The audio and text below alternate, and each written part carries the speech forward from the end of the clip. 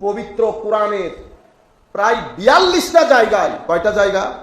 42টা জায়গায় যেখানে অনুকরণ অনুসরণের কথা এসেছে আতিউ দিয়ে, কি দিয়ে?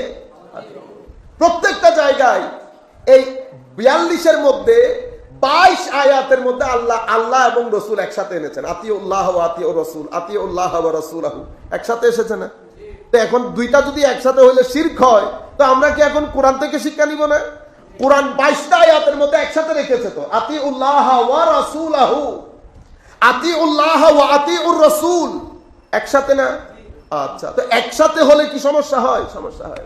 এখন আমাদের মধ্যে একটা নির্দিষ্ট কারণে আমরা একসাথে দেখলে আমাদের মধ্যে শিরকের গন্ধ চলে আসে।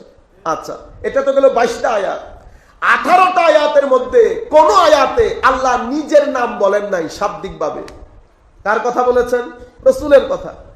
কিন্তু কোন আয়াতের মধ্যে আল্লাহ একাকী নিজের এতাআতের কথা বলেন নাই। আপনারা বুঝতে পেরেছেন পুরো বিষয়টা? 42 আয়াতের মধ্যে 22 আয়াতে আল্লাহর নামও আছে, রসুলের নামও আছে, আতিউল্লাহ ওয়া আতিউর রাসূল। বুঝতে পেরেছেন?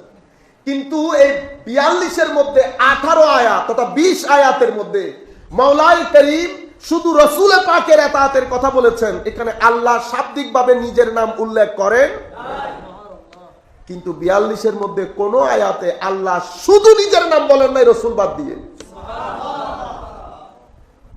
মাইয়ুতিল্লাহ ফাকাত আতাআর রাসূল এই কথা বলেন নাই, কিন্তু মাইয়ুতির রাসূল ফাকাত আতা আল্লাহ এই কথা বলেছে। রাসূলের আনুগত্য মানি আল্লাহর আনুগত্য এই কথা আছে, কিন্তু আল্লাহর আনুগত্য মানি রাসূলের আনুগত্য এটা আসে নাই। 7টা আয়াতের মধ্যে আল্লাহ এমন করেছেন, কি আজীব, আমরা কোথায় পড়ে আছি?